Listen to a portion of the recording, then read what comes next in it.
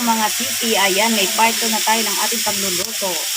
Ngayon, ganyan pa rin, napapatagasin pa rin natin or natanggalan natin ng mantika itong pork chop. Ayan po, tatanggalan natin, pork chop, liempo pala. Liempo to sisi. Karning liempo. So, tatanggalin natin yung mantika. Kasi gagawa tayo ng alamang.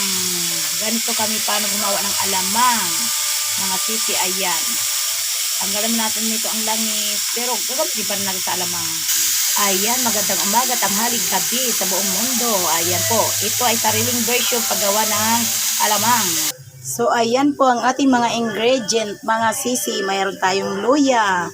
Mayroon tayong garlic at siling green at saka onion. So, ito naman ang aming alamang. Hinugasan ko na yan siya, sisi. Hinugasan ko ang ating alamang. Ayan po. Yan, mga sisi. Tingnan natin paano siya lutuin ang aming sariling version ng Tinderong Nanay. Ayan na siya, mga sisi. Ilalagay ko na ang garlic. Ayan po, tinabi na natin yung karne kasi baka masubrahan. So, ayan, ko lang ang taba, parang hindi na siya mataba. Hanggang sa maging golden brown. Susunod natin ay ang onion. Ayan, sisi, nilagay ko na ang onion. So, paluto-lutoy lang siya. Laloy natin para maluto na po siya. So, ayan po is lang pang apoy niya. Konti lang kasi alam mo na baka matuburan tayo. Masunugan tayo ng ayan, so mga sisi. May ilalagay na natin. Ihahalo na natin ang meat. So, ngayon lagay muna natin siya sa tabi. Baka masunog ang ating meat. Ayan po. Ayan mga sisi. Mga ka-reels, ang hindi marunong magluto, nagiging marunong magluto dahil sa reels na ito. Ayan mga sisi. So, nung gumagawa talaga kami nito, bagoong. So, pantanggay lang to siya ng umay. O minsan, pag walang ulam na talaga yan. So, masarap to siya papakin, masarap to siya iulam ng mabilisan. Yung parang preservative mo lang to siya. Na nasa garapon ng pagluto. Ang niya, pagtambay lang diyan sa garapon. Minsan, pag walang ulam, yun na rin mabilis makuha. So, hintayin natin maging golden brown nating bawang at saka garlic. Ayan, sisi, nilagay na natin ang ating luya. Ayan po, luya. May kunting-kunting sili na rin, no? So, nilagay ko na sisi ang siling green. Halo-haloin lang natin siya. Yan. So, mamaya, ihalo na natin din yung meat. So, sa ngayon, tingnan mo, may luyang naligaw, na hindi nahiwa. Ayan. So, okay lang yan. Kay lutong bahay lang po ito. So, halo-haloin lang natin. So, ayan na sisi, ang ating bagoong na hipon. Nilagay ko na siya, pero hinugasan ko yan sisi para maibsan naman ang kanyang alat. Para hindi siya maalat masyado. So, yun, halo-haloin na natin siya. Opo.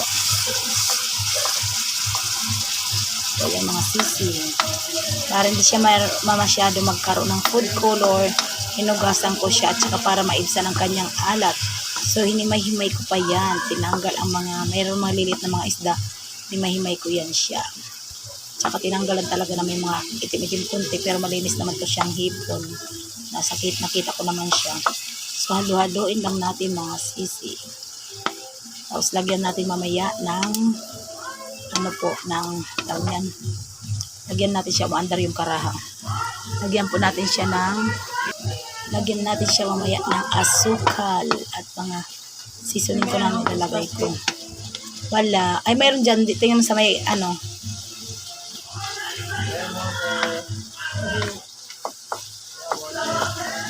Ayan, hintayin lang natin siya. Ayan mga sisi, hindi na talaga ako naglalagay ng ibang seasoning. Nilagay ko na lang po talaga.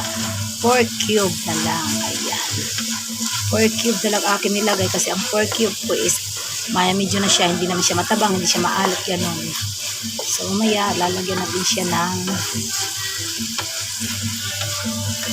hindi mo nakita ninyo, parang konti na lang hipon niya. Or na lang seasoning. Ganyan kami pag magluto. So, ayan mga sisi, nilagyan ko na siya ng konting asukal, siguro 1 spoon asukal yung titikman pa natin. Opo, kung okay na yun. O, tingnan ninyo. Tingin pa lang, nagmamantika na siya, sisi. Hindi na ako nagdagdag talaga ng mantika niyan. Kahit mantika niya yan, sa sarili lang niyang pork. Ay, sa liempo lang po niyan. Siyang liempo, mayroon siyang konting mga taba-taba. Kaya, inano ko, pinatagasan ko yung taba niya para magsarili siyang mantika. Opo, ayan, sisi, maya-maya na to. It's ready to serve. Thank you for watching. God bless. Thank you.